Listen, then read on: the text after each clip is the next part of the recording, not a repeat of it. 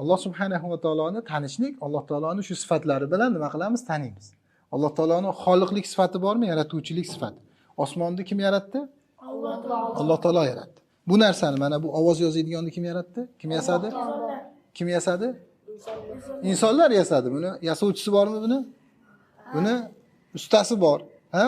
Ishlab chiqaruvchisi bor. O'sha ishlab chiqardi buni. Qarang, demak har bir narsani nimasi bor ekan? Yasovchisi bor ekan. Bu olamni paydo qiluvchisi, bu olamni yasovchisi bu Alloh taolo. Tushunarligi?